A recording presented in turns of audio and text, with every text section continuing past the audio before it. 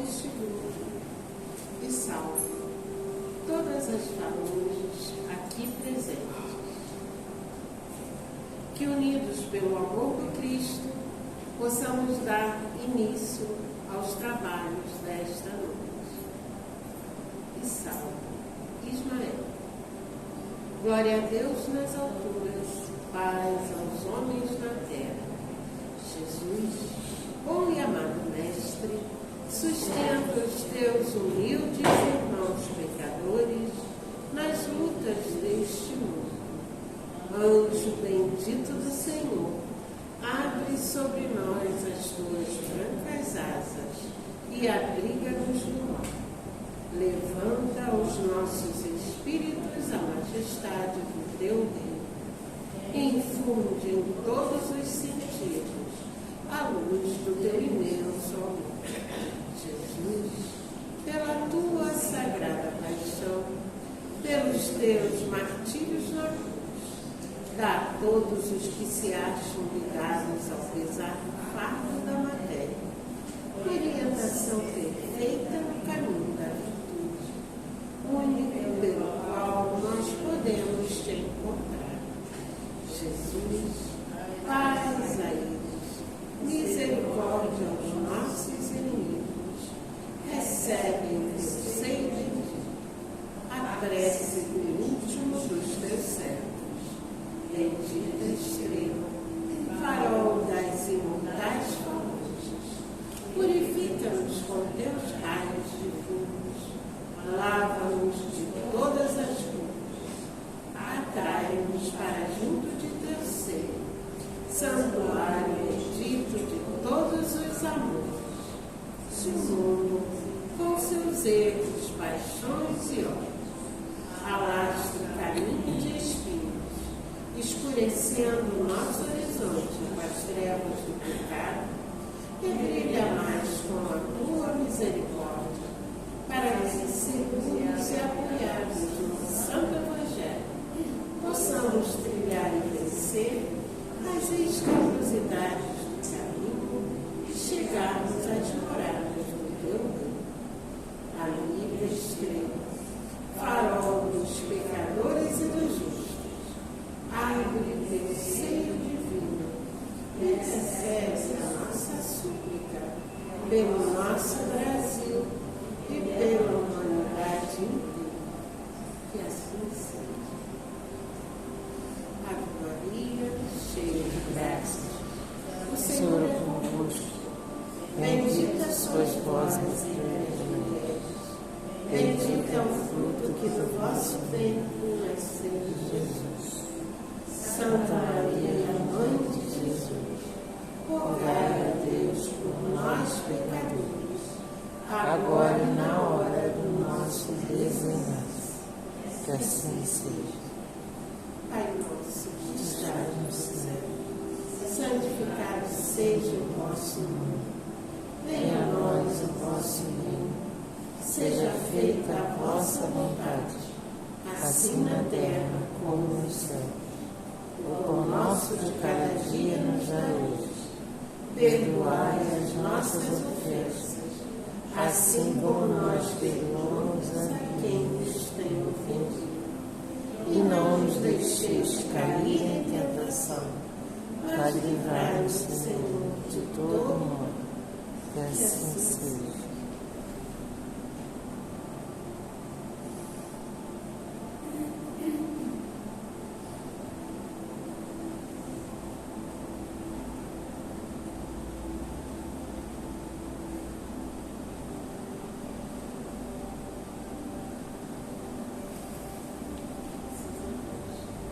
Hoje quem abriu o Evangelho foi a Alvete. Assim que ela chegou perto de mim, já dei logo a missão para ela. Chegou perto de mim, eu dou trabalho. Muito trabalho, né, Alvete?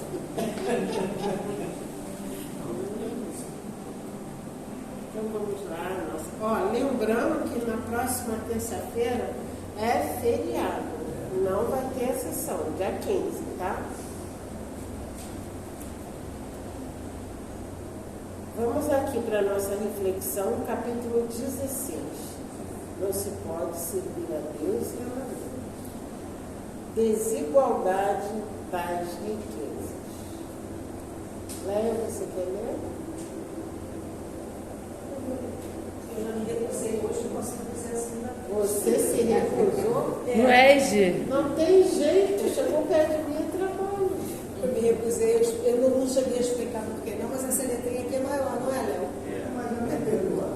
Tudo bem. Você tentou fugir, não adiantou. Olha aí, ó, de novo. Pois é melhor. Vai até aqui. Então, é melhor aceitar aqui e já diminuir. Eu posso reincidir. Essa voz boa aí de professora tem que usar. Não adianta só estudar lá, falar e não cumprir. Isso aí. É isso mesmo. Boa noite a todos. Brincadeiras à parte, nós vamos ao trabalho. Desigualdade das riquezas. A desigualdade das riquezas é um desses problemas que se procura em vão resolver, se não se considera, senão a vida atual. A primeira questão que se apresenta é esta: por que todos os homens não são igualmente ricos? Não são por uma razão muito simples. É que eles não são igualmente inteligentes, ativos e laboriosos para adquirir, nem moderados e previdentes para conservar. Aliás, é um ponto matematicamente demonstrado que a fortuna, igualmente repartida, daria a cada qual uma parte mínima e insuficiente. Que, se supondo essa repartição feita, o equilíbrio estaria rompido em pouco tempo, pela diversidade dos caracteres e das aptidões. Que, supondo-a possível e durável, cada um tendo apenas do que viver, isso seria o aniquilamento de todos os grandes trabalhos que concorrem para o progresso e o bem-estar da humanidade. Que, supondo-se que ela desse a cada um o necessário, não haveria mais o aguilhão que compele às grandes descobertas e aos empreendimentos úteis. Se Deus a concentra em certos pontos, é porque daí ela se derrama em quantidade suficiente segundo as necessidades. Admitindo isso, pergunta-se por que Deus a dá a pessoas incapazes para fazer frutificar para o bem de todos. Aí ainda está uma prova da sabedoria e da bondade de Deus. Dando ao homem o livre-arbítrio, quis que ele alcançasse por sua própria experiência a fazer a distinção do bem e do mal, e que a prática do bem fosse o resultado dos seus esforços e da sua própria vontade. Ele não deve ser conduzido fatalmente nem ao bem nem ao mal, sem o que não seria senão um instrumento passivo e irresponsável como os animais. A fortuna é um meio de o provar moralmente. Mas como, ao mesmo tempo, é um poderoso meio da ação para o progresso, Deus não quer que ela fique muito tempo improdutiva e, por isso, a desloca incessantemente. Cada um deve possuí-la para experimentar servir-se dela e provar o uso que dela sabe fazer. Mas, como há a impossibilidade material de que todos a tenham ao mesmo tempo, que, aliás, se todo mundo a possuísse, ninguém trabalharia e o aprimoramento do globo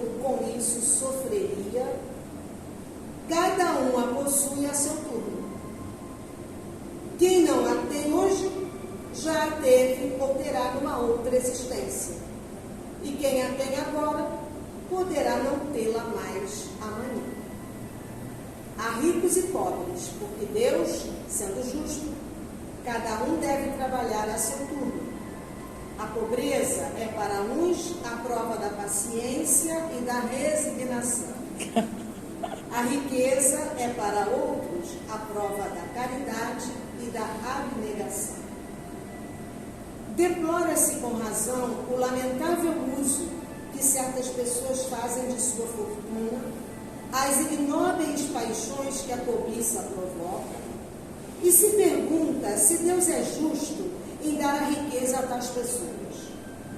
É certo que se o homem não tivesse senão uma só existência, nada justificaria uma tal repartição dos bens da terra. Mas, se em lugar de limitar sua visão à vida presente, considerar-se o conjunto das existências, vê-se que tudo se equilibra com justiça. O pobre, pois, não tem mais motivo para acusar a providência, nem para invejar os ricos, e os ricos não têm mais do que se glorificar pelo que possuem. Se dela abusam, não será nem com os decretos, nem com as leis suntuárias que se remediará o mal. Momentaneamente, as leis podem mudar o exterior, mas não podem mudar o coração. Por isso, elas não têm senão uma duração temporária e são sempre seguidas de uma reação mais desenfreada. A fonte do mal está no egoísmo e no orgulho. Os abusos de toda espécie cessarão por si mesmos, quando os homens se regerem pela lei da caridade. Graças a Deus.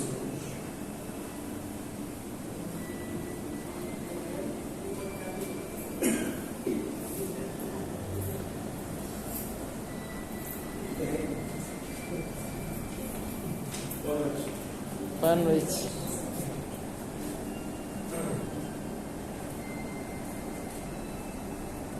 Hoje é interessante, desigualdade da riqueza.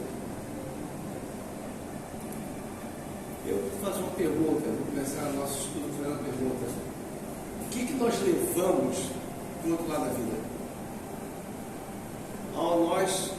Quando nós fecharmos os olhos aqui para a terra, quando nós estivermos fazendo o nosso desenlace aqui, o que nós vamos levar para o outro lado? Nossas ações, eu acho, né? Enfim, as coisas que nós fizemos de bom e Mas de em ruim. termos materiais, Nada, nada.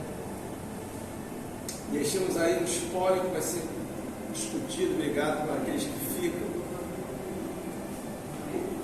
Com a riqueza, né? Sendo rico ou pobre, vamos deixar as coisas materiais aqui. E estamos usufruto daquilo que Deus nos emprestou. Tudo está emprestado. Por mais que a gente possa dizer, eu sou rico, tenho isso, não tem. Você tem emprestado temporariamente. Porque da mesma maneira como ele fala o texto, Deus pode deslocar essa situação e te deixar da noite para o dia pobre. Aparecer uma dívida inesperada, uma situação que precisa ser operada uma pessoa, você vai para os Estados Unidos.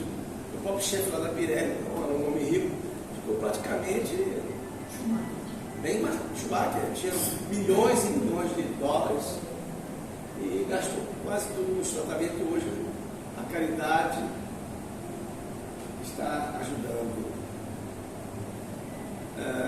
Cada um segundo as suas obras, sabe? Temos aqueles nossos problemas a resolver aqui na Terra, lei de causa e efeito, são tantas variáveis, vamos assim dizer. Variável é coisa que vai se ajustando, não está só num patamar, não é latente, é uma coisa sensível, uma coisa que está sempre oscilando. Então, e junto disso tudo está o orgulho, a vaidade, que nós costumamos cultivar em nosso coração. Né? Jesus faz várias palavras sobre o jovem rico. Jesus fala sobre aquele Lázaro que estava, o senhor riquíssimo, ao morrer, ele vê Lázaro sentado à mesa de Abraão. E quem era Lázaro? Pobre, mas que cultivou a resignação, aceitou a sua miséria e trabalhava aqui na terra porque ele podia trabalhar com seus parcos recursos, enquanto ele comia as migalhas que sobravam das mesas dos ricos. E esse rico, é interessante que Jesus conta essa parábola como ele tinha se arrependendo e ele ter abusado da riqueza. E ele fala: puxa, que dera que eu pudesse ter a autorização de ir avisar os meus irmãos para que eles não sejam tão vaidosos, tão preocupados com a riqueza, só ganhar, porque ele foi um usufrutuário, uma pessoa usura, né? Não distribuía para ninguém, e ele agora sofria a ação da lei de Deus, né? Em função da sua pobreza espiritual, né? Então essas desigualdades das riquezas, se nós jogarmos o plano agora, tirando o plano material, jogarmos o plano espiritual, sempre existirão pessoas mais evoluídas e menos evoluídas, mas todas têm a mesma força de mudar-se, sendo ricos ou pobres. A desigualdade aí pouco importa, como também na matéria, porque se você for um pobre consciente da sua situação e procura aceitá-la e não inveja o rico, se resigna, às vezes faz mais caridade que muita gente que tem posse. E é interessante, eu estava vendo um texto hoje, que naquele texto de Paulo, a gente fala que a caridade do amor, que pode ser traduzido, a palavra em grego, na verdade, é amor. É amor. Mas se usa a caridade porque a caridade é uma das virtudes do amor. E logo a seguir vem a benevolência. Entendeu? Então, são as virtudes que nós outro dia estávamos falando sobre virtudes aqui, que nós temos que desenvolver em nós. Sendo ricos ou pobres, porque Deus justo e bom como Ele é, Ele não vai nos julgar por posições, não vai olhar para nós, sabe? Ele é mais bonito, ele é mais feio, ele é mais rico, ele é mais pobre. Não, Ele vai olhar direto para o nosso coração. As nossas energias que nos cercam. Nós temos uma aula muito interessante, essa aula espiritual, pé espiritual que nós temos. Não é o duplo não, mas o duplo também incide, porque ele é vital. Ela emite cores o tempo todo, ela emite uma determinada campo vibracional que, dependendo do que nós estivermos pensando naquele momento, se estivermos aqui orando, estivermos desejando bem alguém, estando a nossa mente em paz e tal, então nós vamos emitir excelentes vibrações. O vidente que olhar para nós vai ver uma aura bem equilibrada. Poxa, você pode ser rico ou pobre, não importa. A mente que está emitindo esse facho de equilíbrio mental.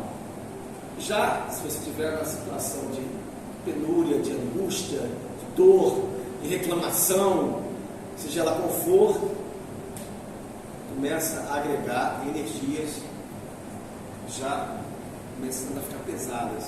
E esse agregar desse peso que eu quero chegar a vocês é que nós atraímos aí aqueles que não são os opostos, aqueles que querem ficar iguais. Opa, tem alguém aqui preocupado? Opa, tem alguém aqui que está vindo. E vai ali próximo da gente. Pode acontecer isso. Com muita facilidade aqui na Terra. E nós vamos atrair energias pesadas. Aí a questão da desigualdade é em função muito da minha vontade e do meu pensamento. Né? Quanto nós aqui não passamos por várias fases na nossa vida em que já tivemos empregado, desempregado, já pudemos entrar num bom restaurante de 5 estrelas, comer um bom prato de 5 estrelas. E tem fases da nossa vida que a gente não dá nem para estar no boteco da esquina. E, no entanto, a vida continua, ela vai se desdobrando, vai acontecendo as coisas, e a nossa mente, ela vai se ajustando a isso tudo. Nós temos hoje a ajuda do Evangelho, nós temos hoje a sabedoria, sabe, que nos está ensinando. Nós devemos continuar amando, nós não devemos importar muito com isso tudo, não. Nós temos que buscar o nosso melhor, sempre, com o trabalho, nos vai dar equilíbrio material, e as coisas vão se desdobrando de acordo com o que nós precisamos. De repente você pode estourar no teu trabalho e você se transformar numa pessoa rica. E como é que você vai ficar? Eu vi tanta gente sendo elevada a cargos. Eu trabalho com comércio exterior. E a pessoa era uma pessoa simples, um funcionário simples, e de repente foi convidado a ser um chefe de seção. Ainda continuou mais ou menos onde recebeu, mas quando ele foi ser chefe de departamento, aí as portas se fecharam para nós. Por quê? Era só para os empresários, eram para pessoas que tinham maiores condições. Eu era funcionário da Pirelli, não era uma empresa pequena não. Mas discriminava, passou a discriminar. Essas mesmas pessoas, lá no futuro, eu não desejei bem nem mal. Fiquei neutro, tem hora que a gente tem que ficar neutro. Se for possível, bota o nomezinho dele aqui para. A vida inverteu os polos. E eles passaram a ser funcionários simples de novo. Aí voltaram a falar com você. Falaram, obrigado, tudo bem com você? Outro dia passaram por mim, comentavam. Acho que todos nós já vivenciamos algo parecido. Sim. Aqui na Terra. E como é que eu devo me comportar dessas pessoas? Sabe? Benevolência. Você tem que ter um critério assim, sabe, de perdão. Coitado, né? Já foi rico do pobre. É igual aquele que é alto da Compadecida. Tô rico, tô pobre, tô aguento mais aquele atleta. O Chicó, né? O Chicó, tô rico, tô pobre, não aguento mais. É muito interessante isso. Entendendo? Isso é para a gente relaxar um pouco. Então nós devemos viver aqui na terra tudo é prova. Nós vivenciamos a cada minuto, a cada período de dia, ou de dias, ou de mês, situações várias, sabe? Em que nós choramos, que nós rimos, esquecemos aquela dor que foi tão pungente, foi tão marcante na nossa vida. Mas a vida se descobre em uma outra situação, a dor de um parto, por exemplo, eu não sei como é que é isso que é terrível. Naquele momento, quando depois você pensa, nasce, é uma alegria, é uma satisfação, esquece, porque não há o que ficar reclamando. Não. Então, nós temos tantos exemplos na Terra, e eu estou tentando, eu vejo isso desde muito cedo. Já vi gente rastejando lá na cidade, pedindo coisas. Já vi gente fingindo de cego. Se fingindo de cego, fingindo que estava com a perna quebrada, não estava com aqueles ferros, só tirar aqueles ferros assim, sai tudo, o cara sai andando. Como é que é difícil até fazer caridade hoje, né? Mas é o que falou dela, a gente dá e esquece. É o impulso do nosso coração. E acabou. Então, essas diferenças aqui na Terra, durante algum tempo nós vamos ainda ter. Agora eu faço o convite a vocês para dar um pulo num plano ditoso. Pessoal, calma. Passou pela regeneração, já foi lá nos mundos ditosos, lá nos mundos felizes. Super salto quântico. Nós vamos chegar lá, gente. Um super salto. Como é que deve ser essas diferenças lá? Um mundo em que a vaidade é praticamente zero, onde o respeito é a tônica, todos os espíritos que ali moram, onde a alegria é constante, onde o estudo pela sabedoria e o estudo pelo amor é a busca de todos ali. Todos estão num patamar muito próximos um do outro, vibrando, sabe, de acordo com o Evangelho de nosso Senhor Jesus Cristo, do Sede Perfeitos, que é o capítulo seguinte, né, 17. Então nós devemos pensar nisso, que nós estamos na Terra que nós vemos muitas diferenças necessárias a um plano de prova e expiação. E nós estamos dentro dessas diferenças de vez em quando. Uma hora nós estamos sofrendo a perda de um trabalho, uma coisa, uma situação, uma herança que poderia nos ajudar, e não vem, não vai. Um aperto momentâneo, e depois aquele equilíbrio, né? E lá nesses planos, tudo está uma coisa equilibrada, que a gente nem entende bem como é que é. Estou aqui chutando bastante, viu? Tentando fazer uma conexão com o plano de todos. Olha quem sou eu. Mas deve ser alguma coisa muito mais do que isso que eu estou falando. Aqui na Terra não. Nós vamos ter muitas diferenças entre a riqueza material e a riqueza espiritual, por enquanto. A tendência é esse desequilíbrio vibracional tender a se equilibrar.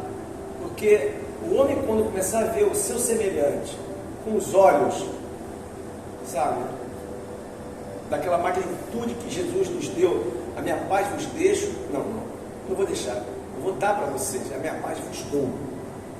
Então nós vamos ter paz de espírito quando nós vermos que não conseguimos ter essa paz de espírito enquanto nós vemos irmãos caídos. Nós vamos buscá-los da orientação. Por enquanto é necessário pela lei de causa e efeito, mas também vai ser necessário os resgates mais adiante na regeneração, para que haja o equilíbrio. Não que todos vão ser iguais, que isso a gente viu que pelo texto a gente não pode ser igual, todos ricos. Isso não é impossível isso. Mas equilibrar moralmente já é um grande equilíbrio. E acabar com a miséria já é uma grande coisa. A pobreza sempre vai ter. Ainda mais na regeneração. Não pense que o mundo de regeneração vai ser um mundo espetacular. Não é ainda. Mas é um mundo que nós estamos nos preparando para essas desigualdades serem diminuídas. E a pessoa que realmente estiver numa fase de dificuldade na sua reencarnação, ela aceitará com bastante calma e tranquilidade. E aquele que tiver uma situação melhor, irá colaborar no que for possível, sem que haja a miséria, sem que haja aquela necessidade terrível que nós vemos hoje agraçar a Terra. É só a gente ir para os nossos irmãos africanos, ir para o nosso interior do nosso Brasil, lá em cima, nós vamos ver muita miséria, muita gente sofrendo fome. E há anos atrás nós éramos informados aqui que comiam calango, comiam cactos. Uma vez eu comi um cacto, estava morrendo de fome, estava praticando uma montanha, eu fui cortar um cacto, sabe? É igual chuchu. Ah, tá. Não tem gosto de nada. Só dá uma amanhecida na boca, não tem gosto de nada. Eu queria botar na boca e cuspir, porque eu não conseguia engolir aquilo. Mas aliviou a sede e molhou a boca. Você está entendendo? Foi medo que eu tive. Então é isso, minha gente. Vamos observar que o texto hoje não se pode servir a dois senhores: ao Senhor da riqueza e ao Senhor do amor e da paz e da misericórdia. Sabe? Não se pode servir esses dois senhores. E esses dois senhores normalmente não estão fora, estão dentro de nós. Observe, esses senhores estão em nós, não estão nos outros não. Claro que estão nos outros, mas nós não vamos ficar observando isso. Cabe nós observarmos quem é o Senhor que manda mais hoje no meu coração. Você pode escolher o Senhor nem a mamão. É o quê? Qual é o Deus que manda hoje? Uma hora é uma hora é outra. A gente tem que ser sincero. Uma hora é a nossa ganância, uma hora é a vaidade, outra hora não. Né? E nós estamos tentando lutar contra esse mamon que representa tudo aquilo que são mais virtudes que estão em nós, que fazem parte dessas sombras que nós já vivenciamos muitas vezes. Por isso que vem essas diferenças, às vezes, como prova, diferença material como prova. Nós vamos atingir, às vezes, pobrezas e necessidades, como foi o caso do Eustáquio. Sabe? Eu falo muito desse livro, né? As Vidas de Eustáquio, 1500 anos de evolução, porque a espiritualidade tem uma hora que diz assim, chega, entra na miséria, e você vai cair na miséria. Não tem ninguém que vai te tirar da miséria. Você vai viver a vida inteira na miséria. Aí você diz assim, parece que eu estou condenado a isso. E está condenado.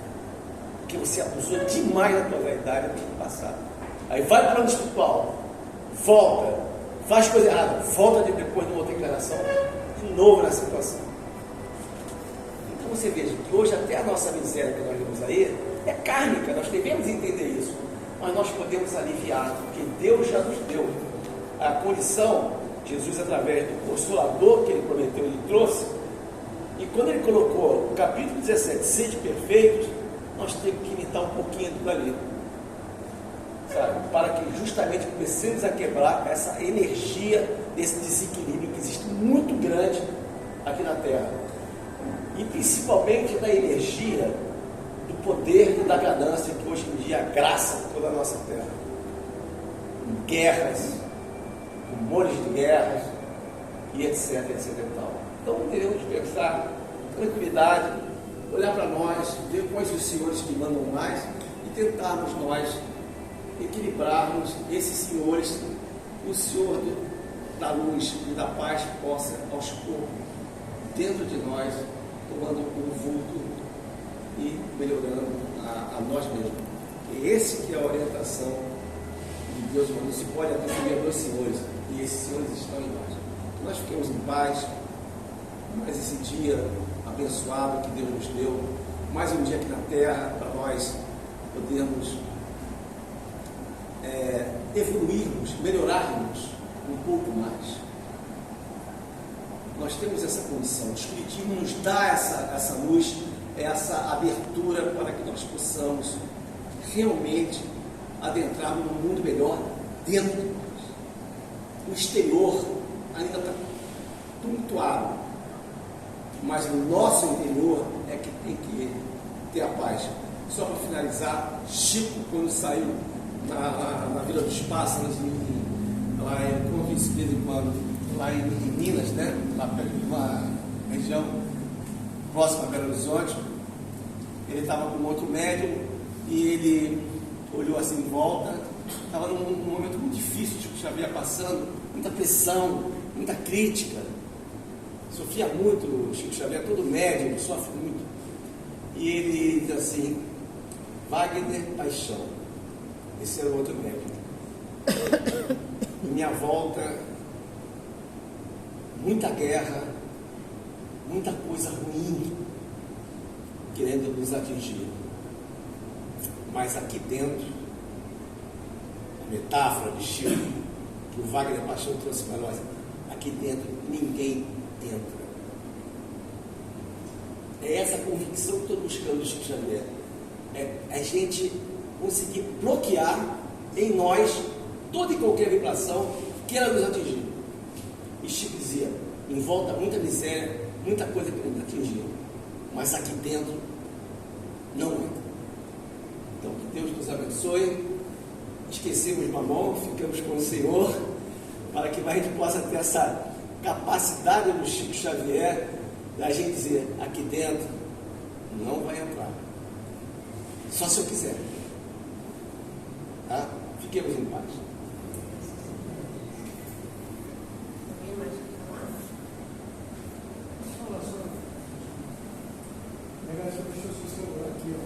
Eu sempre penso nele, é que ele é um celular assim que emite assim, vibrações.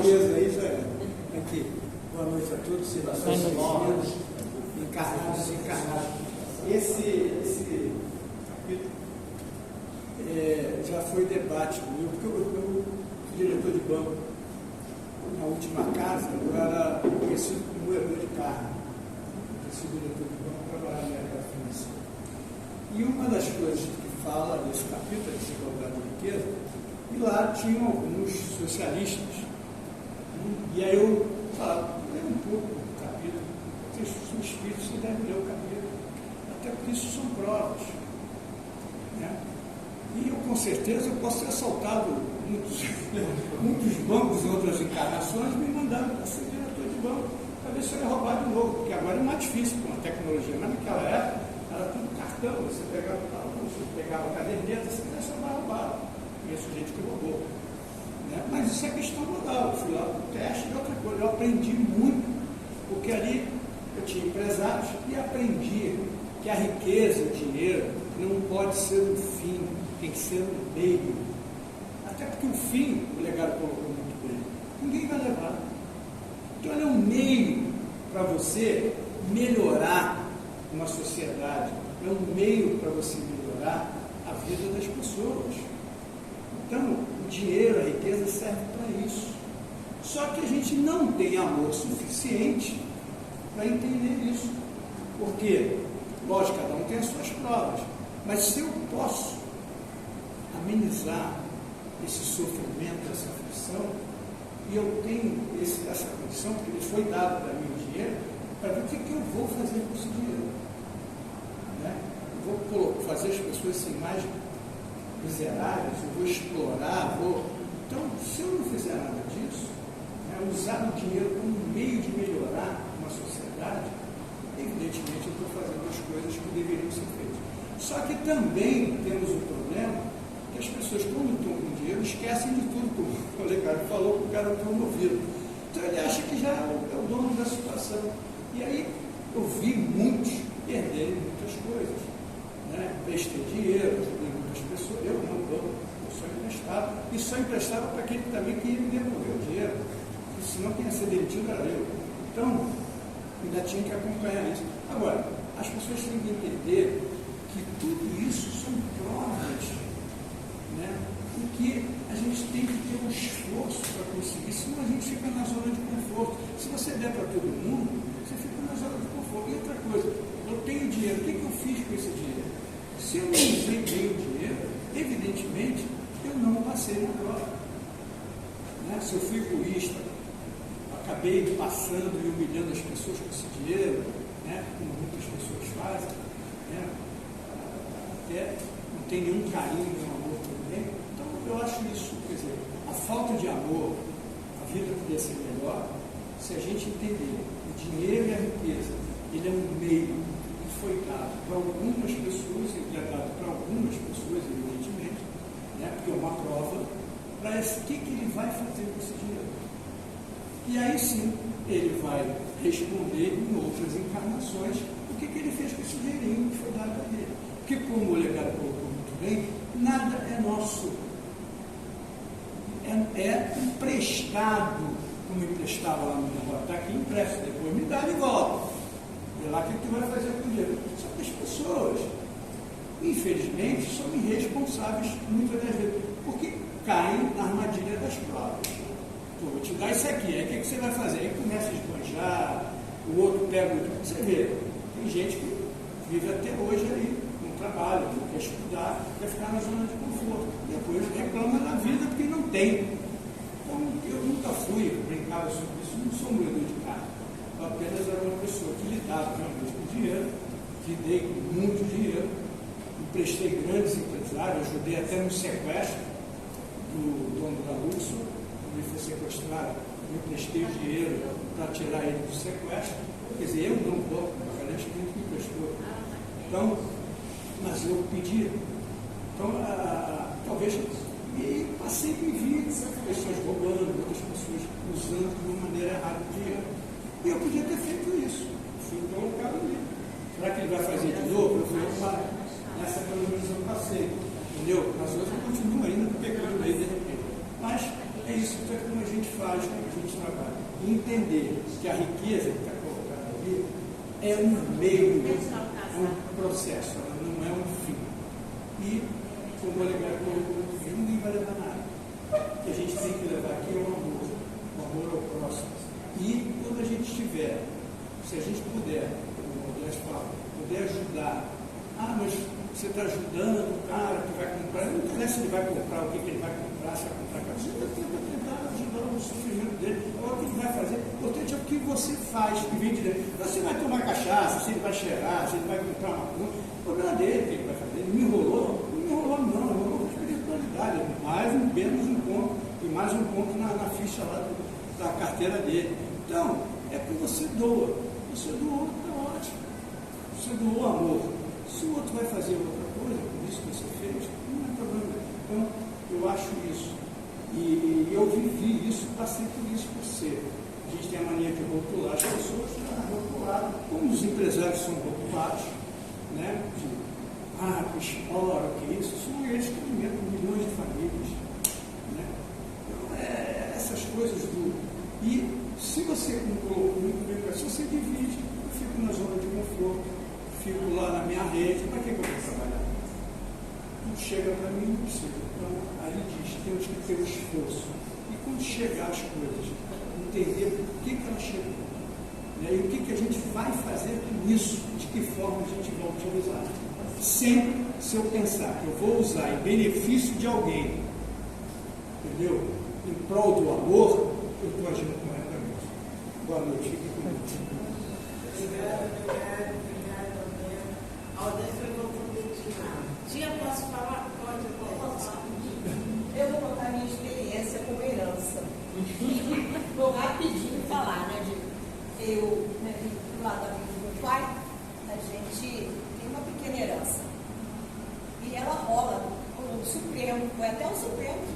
Caramba! Não precisa nem saber o que os ministros do Supremo pediram. Tá? Tem um valor para engavetar e um valor para dar um parecer favorável. O Supremo hoje, isso já há 20 anos atrás. Mas aí, decidido, né, voltou do Supremo, foi para um desembargador aqui no Rio, voltou. E aí, eu sempre fui conhecida como a maior herdeira. Por quê? Nós somos 15 herdeiros, né? E, só que, 8 de um irmão, 5 do outro, 2 do outro. Então, sempre me criticaram porque você é a maior herdeira.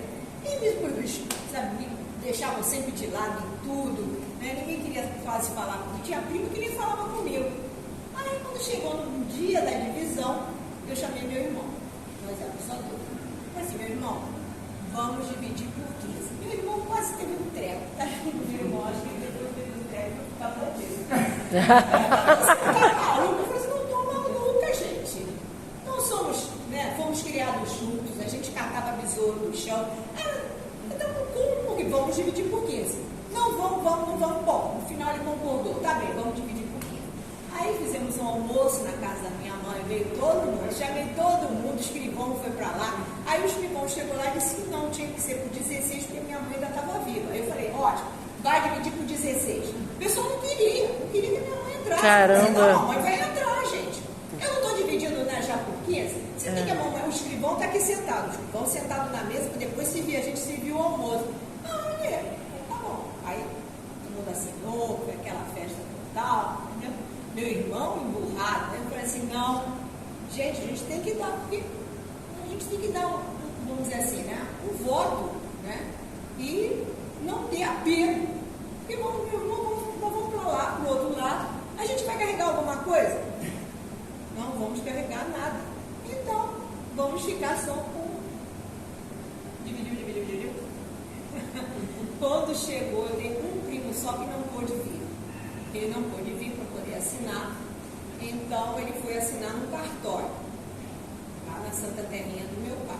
Quando ele chegou no cartório, que ele olhou que era para dividir por 16, ele teve um treco dentro do cartório e se recusou a assinar. Ele achou um absurdo, né, que tinha que ser dividido por 2, por 8 e por 5, que não tinha que dividir. Eu ainda cheguei a conversar com ele, eu falei assim, mas você, nós temos, eu abro mão, estou abrindo mão, meu irmão está abrindo mão, do lado. Então, mas não vamos abrir mão, por quê? Fora da caridade, né, a minha avó, que era a senhora que deixou essa maravilhosa herança, me mandava, já falei, fora da caridade não há salvação. Se a gente não for, né, trabalhar e fazer o que a gente acredita, que eu vou para baixo da terra, vou levar, não sei nem se... Olha, até hoje ela não saiu. Caraca! Até hoje, gente, não saiu. Gente! Não, entendeu? Você acha que saiu? Não saiu. Mas eu sempre assisto palestras do Dr. Haroldo, já terminando, não ficar muito tempo, e o Dr. Haroldo sempre dizia, né?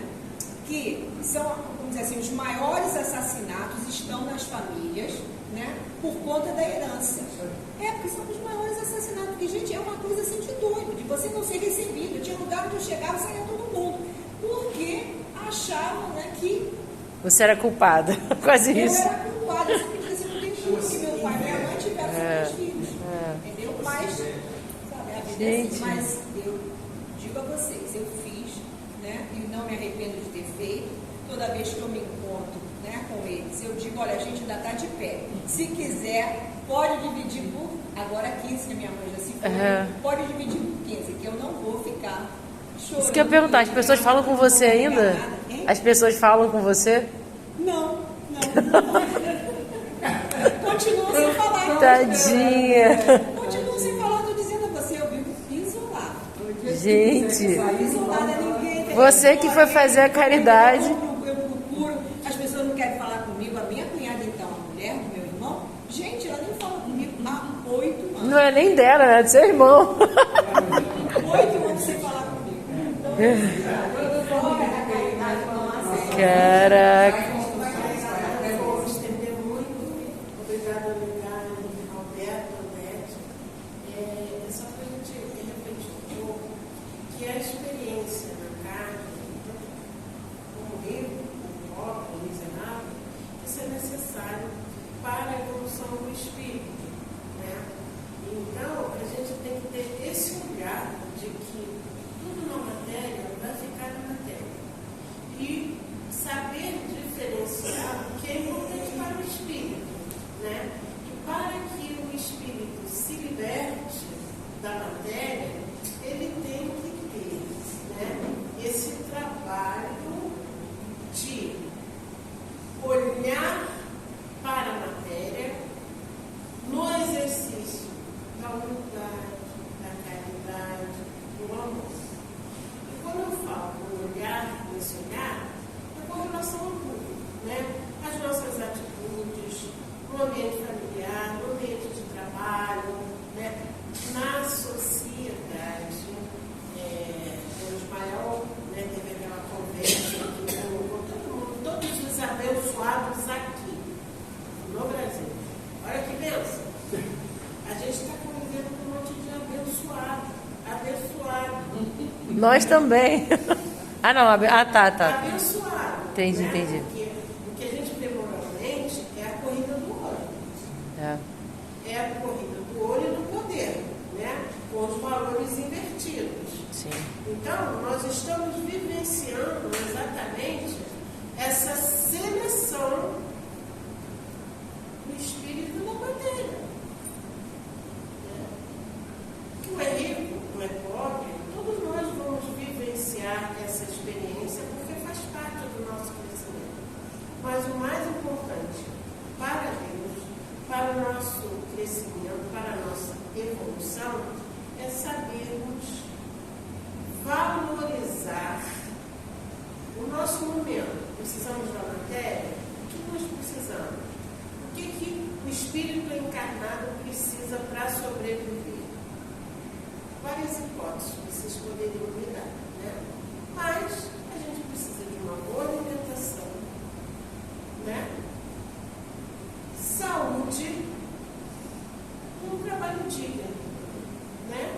Aqueles que têm muito, se tiver a consciência de dividir com aqueles que têm menos, e não precisa ser rico para isso. É importante a gente ter esse ideia. Só o rico que pode dividir? Não. Classe média, classe alta, miserável, a gente viu. Ele falou, o Ligado falou, citou nossos irmãos no ar. Mas os que põem lá no carro, eles dividem com quem está do lado. Os que passam fome, dividem um pouco que tem com aquele que tem menos ainda. Então, é essa consciência que a gente tem que ter quando a gente fala em espírito.